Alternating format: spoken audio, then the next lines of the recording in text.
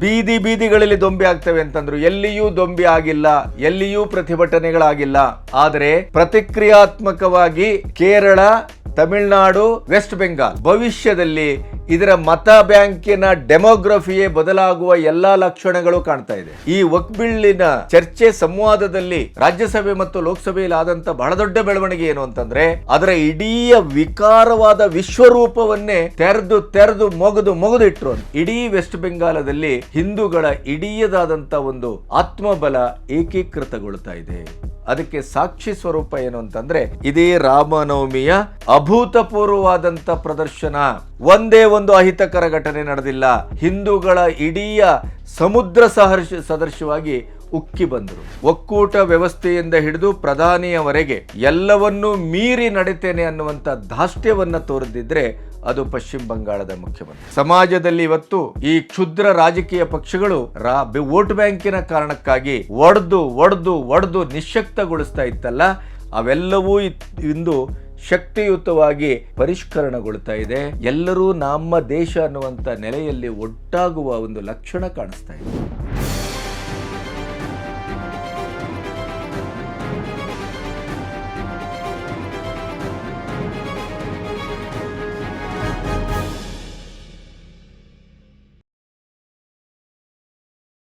ನಮಸ್ತೆ, B Ganapati news ಚಾನೆಲ್ಗೆ ಸ್ವಾಗತ. ಒಂದು ಅತ್ಯಂತ ಕುತೂಹಲದ ಪ್ರಶ್ನೆ ದೇಶವಾಸಿಗಳನ್ನು ಬಹಳವಾಗಿ ಕಾಡ್ತಾ ಇದೆ ಅಂತ ನಾನು ಭಾವಿಸಿದ್ದೇನೆ. ವಕ್ಫ್ ಬಿಲ್ಲು ಬರುತ್ತೆ, ಲೋಕಸಭೆ ಮತ್ತು ರಾಜ್ಯಸಭೆಯಲ್ಲಿ ಏನಾಗುತ್ತೆ, ಈ OIC, ಕಾಂಗ್ರೆಸ್ಸು, ಇಂಡಿ ಕೂಟ ಅದನ್ನು ಈ ದೇಶದಲ್ಲಿ ಜಾರಿಗೆ ತಂದರೆ ರಕ್ತಕ್ರಾಂತಿ ಆಗುತ್ತೆ, ಬೀದಿಯಲ್ಲಿ ಅದನ್ನು ಅಹೋರಾತ್ರಿ ನಾವು ಹೋರಾಟ ಮಾಡ್ತೇವೆ, ಪ್ರತಿಭಟಿಸ್ತೇವೆ, ಇತ್ಯಾದಿ ಹೇಳಿದ್ದನ್ನೋ ಬೊಗಳಿದ್ದನ್ನೋ ನಾವು ಕಂಡಿದ್ದೇವೆ. ಹಾಗಾದರೆ ಮೋದಿಯವರ 3-0 ಆಡಳಿತದಲ್ಲಿ ಈವರೆಗೆ ಅವರು 6ರಿಂದ 7 ಇಂಥ ಹೆಜ್ಜೆಗಳನ್ನು ಸ್ವತಂತ್ರ ಭಾರತದಲ್ಲಿ ಅಚ್ಚರಿದಾಯಕವಾಗಿ ನಿಬ್ಬೆರಗೊಳಿಸುವಂತೆ ಐತಿಹಾಸಿಕವಾಗಿ ಇಟ್ಟಿದ್ದಾರೆ. ಆ ಇಡುವ ಪ್ರತಿಯೊಂದು ಸಂದರ್ಭದಲ್ಲೂ ಅವರು ಇಡೀ ಭಾರತದ ಮೂಲ ಚಹರೆ ಮತ್ತು ಮೂಲ ನಾಗರಿಕತೆ, ಮೂಲ ಧರ್ಮ, ಮೂಲ ಈ ನೆಲದ ಈ ಕಾಯಕ ಭೂಮಿಯ ಅಂತರಾಳದ ಸತ್ಯವನ್ನು ಸ್ಥಿರೀಕರಿಸುವ, ಅದನ್ನು ಸಾರ್ವತ್ರೀಕರಣಗೊಳಿಸುವ ಕೆಲಸವನ್ನು ಮಾಡಿದ್ದಾರೆ. ಅವಾಗೆಲ್ಲ ಇದೇ ರೀತಿಯ ಧಮಕಿಗಳು ಬಂದವು. ಆದರೆ ಯಾವ ಧಮಕಿಗಳು ಕೂಡ ಆ ನಂತರ ಕೆಲಸ ಮಾಡಿಲ್ಲ, ಅದು ಇತಿಹಾಸ. ಹಾಗಾದರೆ ಈ ಬಿಲ್ ಪಾಸಾದ ನಂತರ ಭಾರತದಲ್ಲಿ ಮತ್ತು ಭಾರತದ ಮುಂದಿನ ರಾಜಕೀಯ ಚಟುವಟಿಕೆಗಳಲ್ಲಿ, ಚುನಾವಣೆಗಳಲ್ಲಿ ಯಾವ್ಯಾವ ರೀತಿಯ ಪರಿಣಾಮ ಬೀರಬಹುದು, ಏನಾಗಿದೆ, ಏನಾಗ್ತಾ ಇದೆ? ಮುಖ್ಯವಾಗಿ 3ನೇ ಬಾರಿ ಪ್ರಧಾನಿಯಾಗಿ ಮೋದಿಯವರು ಆಯ್ಕೆಯಾದಾಗ ತಮಿಳುನಾಡು, ಕೇರಳ ಮತ್ತು ಕರ್ನಾಟಕ ಒಕ್ಕೂಟದ ಒಂದು ಒಟ್ಟು ಸ್ಥಿತಿಯಿಂದಲೇ ಹೊರಗೆ ಬರುವ ಧಮಕಿ ಹಾಕಿದವು. ಒಕ್ಕೂಟ ವ್ಯವಸ್ಥೆಗೆ ಒಂದು ಬೆದರಿಕೆಯನ್ನು ಹಾಕುವ ಪ್ರಶ್ನೆಯನ್ನು ಹುಟ್ಟುಹಾಕಿದವು. ಪ್ರತ್ಯೇಕ ರಾಷ್ಟ್ರ, ಪ್ರತ್ಯೇಕತೆಯನ್ನು, ತೆರಿಗೆ ವಂಚನೆ ಅಥವಾ ನಮಗೆ ಕೊಡಬೇಕಾದನ್ನು ಕೊಡ್ತಾ ಇಲ್ಲ ಕೇಂದ್ರ ವಂಚಿಸ್ತಾ ಇದೆ, ಆದ್ದರಿಂದ ನಾವು ಪ್ರತ್ಯೇಕವಾಗಿ ನಾವು ಉಳಿತೇವೆ, ಕಟ್ಕೊಳ್ತೇವೆ ಅನ್ನುವ ಹುನ್ನಾರನ್ನು ಮಾಡಿದರು.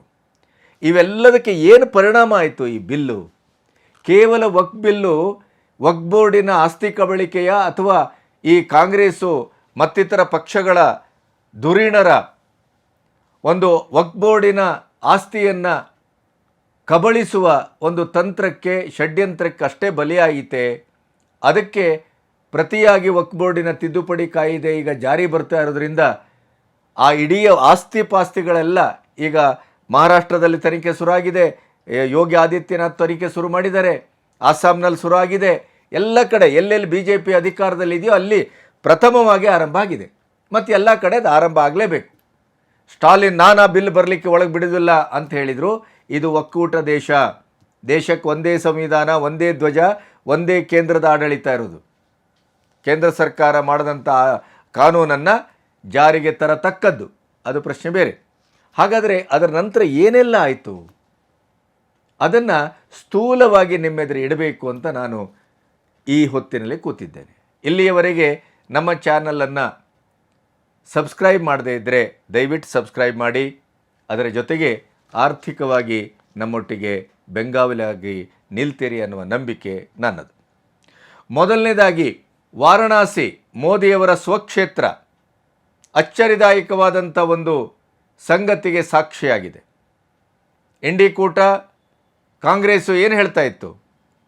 ಇಡೀ ಮುಸ್ಲಿಂ ಸಮುದಾಯ ಮೋದಿಯವರ ವಿರೋಧಿಯಾಗಿ ನಿಲ್ಲುತ್ತೆ, ಇಡೀ ಮುಸ್ಲಿಂ ಸಮುದಾಯದ ನಂಬಿಕೆಯನ್ನು ಈ ಸರ್ಕಾರ ಕಳ್ಕೊಳ್ತದೆ ಅಂತ ಅವರು ಭಾಷಣ ಮಾಡಿದರು.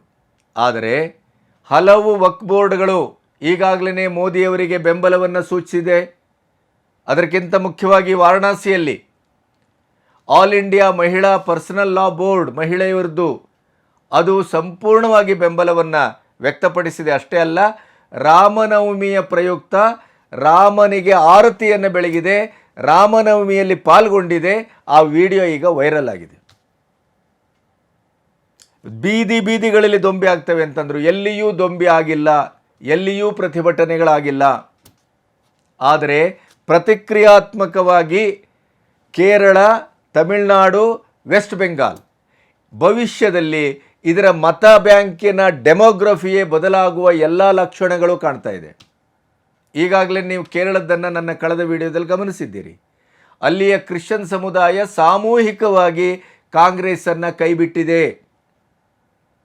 ಅದರ ಜೊತೆಗೆ ಪ್ರಮಾಣವಾರು ಬಹುತೇಕ ಮುಸ್ಲಿಂ ಮಹಿಳೆಯರು, ಯುವಕರು, ಮಧ್ಯವಯಸ್ಸು ದಾಟಿದವರು, ಕೆಲವು ಮುಲ್ಲಾಗಳು ಮತ್ತು ಮುಸ್ಲಿಂ ಧರ್ಮದ ಬೀರುಗಳ ಮುಖ್ಯಸ್ಥರು ಇವರೆಲ್ಲರೂ ಒಂದು ದಿನ ನೀವು ಈ 2, 3, 4 ದಿನದ ಒಟ್ಟು ಬೆಳವಣಿಗೆಯನ್ನು ಗಮನಿಸಿದರೆ ಎಲ್ಲರೂ ಒಬ್ಬೊಬ್ಬರು ಒಗ್ಗೂಡಿ ವಕ್ಫ್ ಬಿಲ್ ಬೋರ್ಡಿನ ಈ ತಿದ್ದುಪಡಿ ಕಾಯ್ದೆಯನ್ನು ಸಪೋರ್ಟ್ ಮಾಡ್ತಾ ಇದ್ದಾರೆ, ಬೆಂಬಲಿಸ್ತಾ ಇದ್ದಾರೆ. ಗಮನಿಸಿ ನೀವು.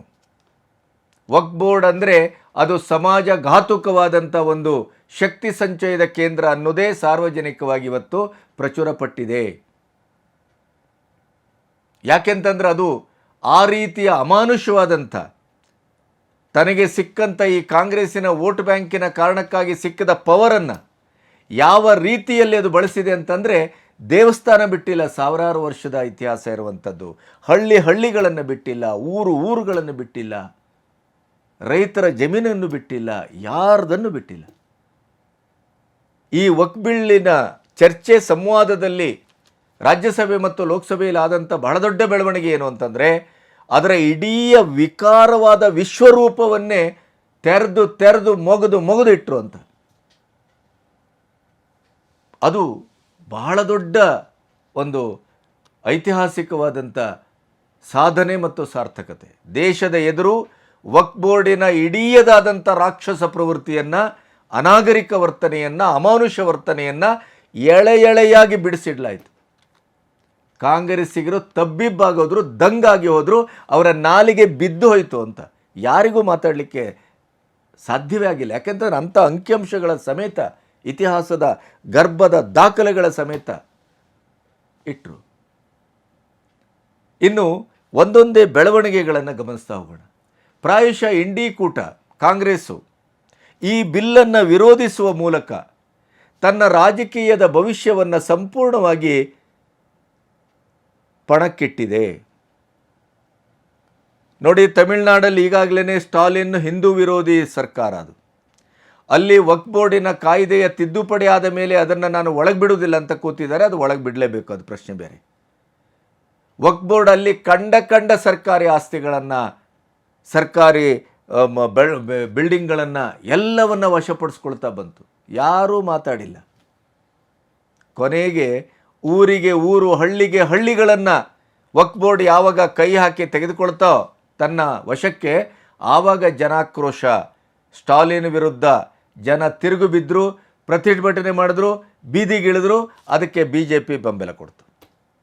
ಈಗ ಈ ವಕ್ಫ್ ಬೋರ್ಡಿನ ಇಡೀದಾದಂಥ ಕಾರ್ಯಾಚರಣೆಯ ಕರ್ಮಕಾಂಡ ಹೊರಗೆ ಬೀಳ್ತಾ ಅದರಲ್ಲಿ ಕಾಂಗ್ರೆಸ್ಸಿನ ಮುಖಂಡರು, ಇಂಡಿಕೂಟದ ಸದಸ್ಯರು, ಎಲ್ಲರೂ ಭಾಗಿದಾರರು, ಎಲ್ಲರೂ ನೆಲಗಳ್ಳರು ಅಂತ ಗೊತ್ತಾದಾಗ ತಮಿಳುನಾಡಲ್ಲಿ ಒಂದು ಆಕ್ರೋಶದ ಭುಗಿಲು ಎದ್ದಿದೆ. ಬರುವ ಚುನಾವಣೆಯಲ್ಲಿ ಇದು ಖಂಡಿತವಾಗಿ ಸ್ಟಾಲಿನ್ ಸರ್ಕಾರಕ್ಕೆ, ಸರ್ವಾಧಿಕಾರಿಗಳಿಗೆ ಮಣ್ಣು ಮುಕ್ಕಿಸುವ ಕೆಲಸವನ್ನು ಅವರು ಮಾಡ್ತಾರೆ ಅನ್ನುವಂಥ ರಿಪೋರ್ಟ್ ಈಗಾಗಲೇ ಬರ್ತಾ ಇದೆ. ಕೇರಳದಲ್ಲಂತೂ ಸಂಪೂರ್ಣವಾಗಿ ಅಲ್ಲಿಯ ಒಂದು ಮತ ಬ್ಯಾಂಕಿನ ಡೆಮೋಗ್ರಫಿ ಚೇಂಜ್ ಆಗ್ತಾ ಇದೆ. ಹಿಂದೂಗಳೆಲ್ಲ ಒಂದಾಗ್ತಾ ಇದ್ದಾರೆ. ತಮಿಳುನಾಡಿನಲ್ಲಿ ಹಿಂದೂ ಜಾಗೃತಿ ಆಗ್ತಾ ಇದೆ. ಹಿಂದೂಗಳೆಲ್ಲ ಏಕೀಕೃತಗೊಳ್ತಾ ಇದ್ದಾರೆ. ಇನ್ನು ವೆಸ್ಟ್ ಬೆಂಗಾಲ್ ನಿಮಗೆ ಗೊತ್ತಿದೆಯಾ, ನ್ಯಾಯ ಇಲ್ಲ, ನೀತಿ ಇಲ್ಲ, ಧರ್ಮ ಇಲ್ಲ, ಅಲ್ಲಿ ಯಾವುದೂ ಇಲ್ಲ. ನುಸುಳುಕೋರರೇ ಪ್ರಬಲ, ಮತಾಂಧರೇ ಪ್ರಾಬಲ್ಯ, ದೇಶ ವಿರೋಧಿಗಳ ನಾಡು ಅಂತಲೇ ಖ್ಯಾತಿ. ದೀದಿ ಮಾಡಿದ್ದೇ ಆಟ, ಮಾಡಿದ್ದೇ ಕಾನೂನು, ನಡೆದದ್ದೇ ನಡೆ ಎಲ್ಲವೂ.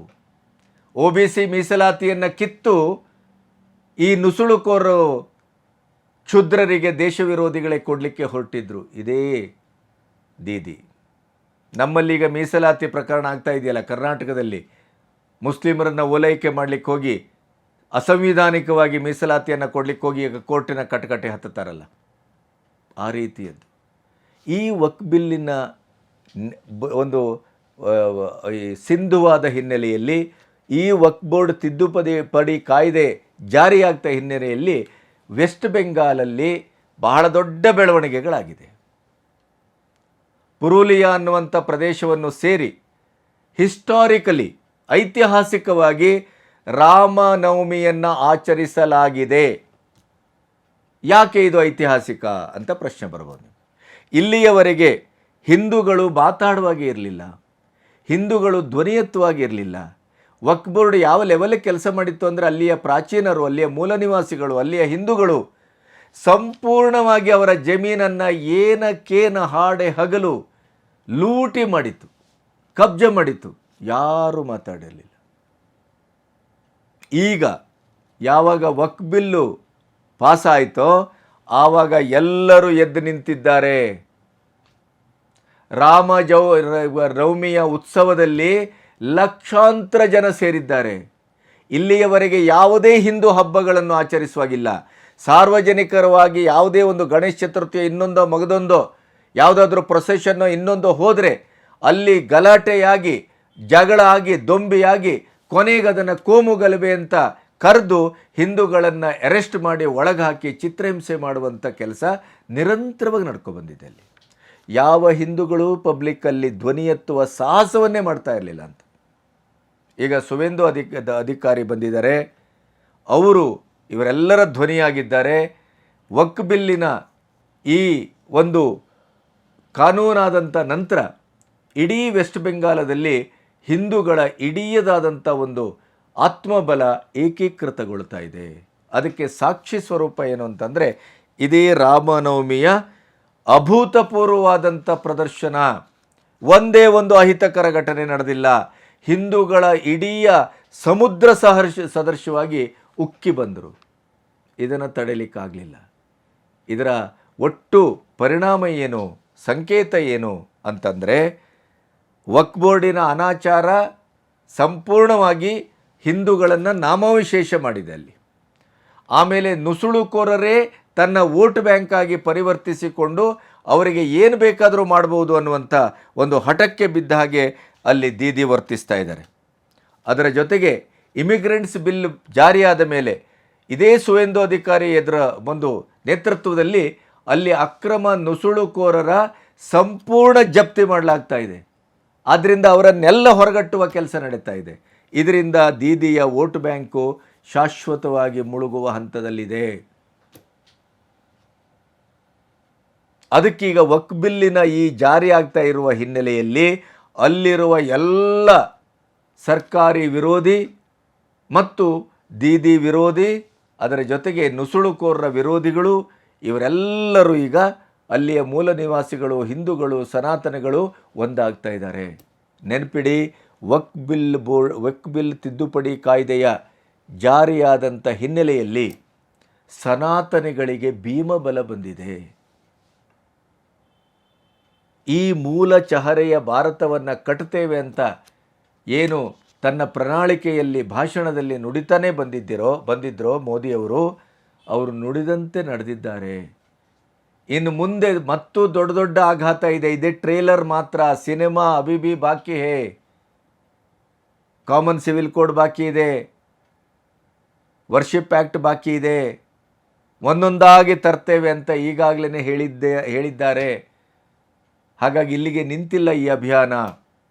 ಮತ್ತು ಈ ಅಭಿಯಾನ ಈ ನೆಲದ ಮಕ್ಕಳಿಗೆ ಒಂದು ಆತ್ಮಪ್ರಜ್ಞೆಯನ್ನು, ಜಾಗೃತಿಯನ್ನು ಹುಟ್ಟುಹಾಕಿದೆ. ದೀದಿಯ ಎದೆಯಲ್ಲಿ ನಡುಕ ಹುಟ್ಟಿದೆ. ಎಡಪಂಥೀಯರು ಅಲಗಾಡ್ತಾ ಇದ್ದಾರೆ. ಇಂಡಿ ಕೂಟ ನಾಮಾವಶೇಷ ಆಗುವ ಎಲ್ಲ ಲಕ್ಷಣಗಳು ಕಾಣ್ತಾ ಇದೆ. ಯಾಕೆಂತಂದರೆ ಮುಸ್ಲಿಂ ಸಮುದಾಯ ಮೋದಿಯವರನ್ನು ವಿರೋಧಿ ಅಂತ ಭಾವಿಸೇ ಇಲ್ಲ. ಮುಸ್ಲಿಂ ಸಮುದಾಯ ಯಾವುದೇ ಆಕ್ರೋಶದಿಂದ ಬೀದಿಗಿಳಿದಿಲ್ಲ. ಈ ವಕ್ಫ್ ಬೋರ್ಡಿನ ಅಕ್ರಮದ ಈ ವಿಶ್ವರೂಪ ಇದೆಯಲ್ಲ, ಅದು ಎಲ್ಲರಿಗೂ ಅರ್ಥೈಸುವ ಹಾಗೆ, ಎಲ್ಲರಿಗೂ ಕಾಣುವ ಹಾಗೆ NDA ಸರ್ಕಾರ ಈ ಕಳೆದ 6-7 ತಿಂಗಳಲ್ಲಿ ಮಾಡಿದಂಥ ಗ್ರಾಸ್ ರೂಟಿನ ಕಾರ್ಯಾಚರಣೆ, ಅಭಿಪ್ರಾಯ ಸಂಗ್ರಹಣೆ, JPC ಎಲ್ಲ ರೀತಿಯಲ್ಲಿ ಅದನ್ನು ಸಾರ್ವತ್ರಿಕವಾಗಿ ಇದು ಎಷ್ಟು ಭ್ರಷ್ಟಾಚಾರದ ಕೂಪವಾಗಿದೆ. ಮುಸ್ಲಿಂ ಬಡ ಸಮುದಾಯಕ್ಕೆ, ಹೆಣ್ಣುಮಕ್ಕಳಿಗೆ, ಅವರ ಇಡೀದಾದಂಥ ಭವಿಷ್ಯಕ್ಕೆ ಊರುಗೋಲಾಗಿ ನಿಲ್ಲಬೇಕಾಗಿದ್ದಂಥ ಈ ಬೋರ್ಡು ಸ್ವಾರ್ಥದಿಂದ, ಭ್ರಷ್ಟಾಚಾರದಿಂದ ಹೇಗೆ ನೆಲಗಳ್ಳರಾಗಿ, ಆ ನೆಲಗಳ್ಳರ ಗುಂಪಾಗಿ ಅದು ಹೇಗೆ ಪರಿವರ್ತನೆಗೊಂಡಿದೆ ಅನ್ನೋದನ್ನು ಸಾರ್ವಜನಿಕರಿಗೆ ಮನಮುಟ್ಟುವ ಹಾಗೆ ಮುಟ್ಟಿಸಿದ ಕೀರ್ತಿ ಏನಾದರೂ ಇದ್ದರೆ ಅದು ಮೋದಿ ಸರ್ಕಾರದ್ದು. ಆದ್ದರಿಂದಲೇ ಆಫ್ಟರ್ ಎಫೆಕ್ಟ್ ಏನೂ ಆಗಿಲ್ಲ. ಆಮೇಲೆ ಇನ್ನೊಂದು, ಪಶ್ಚಿಮ ಬಂಗಾಳದ ಬಗ್ಗೆನೇ ಹೆಚ್ಚು ಇವತ್ತು ನಾನು ಕೇಂದ್ರೀಕರಿಸಿ ಮಾತನ್ನು ಯಾಕೆ ಆಡ್ತಾ ಇದ್ದೇನೆ ಅಂತಂದರೆ, ಇಡೀ ದೇಶದಲ್ಲಿ ಒಕ್ಕೂಟ ವ್ಯವಸ್ಥೆಯಿಂದ ಹಿಡಿದು ಪ್ರಧಾನಿಯವರೆಗೆ ಎಲ್ಲವನ್ನೂ ಮೀರಿ ನಡೀತೇನೆ ಅನ್ನುವಂಥ ಧಾಷ್ಟ್ಯವನ್ನು ತೋರಿದಿದ್ದರೆ ಅದು ಪಶ್ಚಿಮ ಬಂಗಾಳದ ಮುಖ್ಯಮಂತ್ರಿ. ಅದರಲ್ಲಿಯ ಪರಿಸ್ಥಿತಿ ಏನಾಗಿದೆ ಅಂತಂದರೆ, ಆರ್ಜಿಕಲ್ ಮೆಡಿಕಲ್ ಕಾಲೇಜಿನ ವಿದ್ಯಾರ್ಥಿನಿಯ ರೇಪ್ ಆ್ಯಂಡ್ ಮರ್ಡರ್ ಕೇಸು ಅಲ್ಲಿ ದೀದಿಯ ಧೀಶಕ್ತಿಯನ್ನು ಅರ್ಧಕ್ಕರ್ಧ ಕುಂದಿಸಿದೆ. ಜನವಿರೋಧಿ ಅಲೆಯನ್ನು ಅವರು ಎದುರಿಸ್ತಾ ಇದ್ದಾರೆ. ಹೋದಲ್ಲಿ ಪ್ರತಿಭಟನೆ ಆಗ್ತಾ ಇದೆ.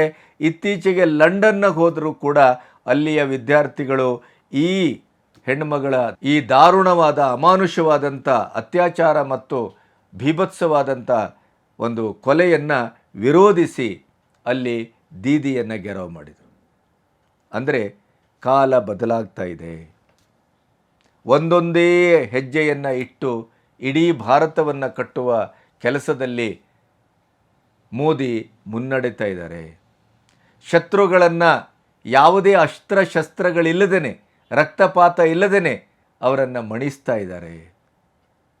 ಸ್ಟಾಲಿನ್ ಇರ್ಬೋದು, ದೀದಿ ಇರ್ಬೋದು, ಸಿದ್ದರಾಮಯ್ಯನಂಥವ್ರು ಇರ್ಬೋದು, ಎಲ್ಲರೂ ಕೂಡ ಇವತ್ತು ಈ ವಕ್ಫ್ ಬಿಲ್ಲನ್ನು ವಿರೋಧಿಸಿಯೇ ನಾವು ಕೆಟ್ಟೇವೇನೋ, ಸಮಾಜದ, ಸಮೂಹದ, ಅಲ್ಪಸಂಖ್ಯಾತರ ಎಲ್ಲರ ವಿಶ್ವಾಸವನ್ನು ಕಳ್ಕೊಂಡು ನಾವೆಲ್ಲೋ ಅನಾಥರಾದೇವೇನೋ, ರಾಜಕೀಯವಾಗಿ ಇನ್ನು ಮೇಲೇಳಲಿಕ್ಕೆ ಸಾಧ್ಯವೇ ಇಲ್ಲದೇ ಇದ್ದಂಥ ಪ್ರಪಾತಕ್ಕೆ ನಾವು ಬಿದ್ದೇವೇನೋ ಅಂತ ಹಳಹಳಿಸುವ ಮಟ್ಟಕ್ಕೆ ಈ ಮೋದಿಯವರ ಒಟ್ಟು ಈ ವಕ್ಫ್ ಬಿಲ್ ತಿದ್ದುಪಡಿ ಕಾಯ್ದೆಯನ್ನು ಜಾರಿಗೊಳಿಸುವ ನಿಟ್ಟಿನಲ್ಲಿ ಅವರು ಮಾಡಿದಂಥ ಒಂದು ಸುವ್ಯವಸ್ಥಿತವಾದಂಥ ಮುತ್ಸದ್ದಿತನದ ರಾಜಕೀಯ ತಂತ್ರ ಇದೆಯಲ್ಲ, ಅದು ಎದುರಾಳಿಗಳನ್ನು ಎದೆಸೀಳುವ ಕೆಲಸವನ್ನು ಮಾಡಿದೆ.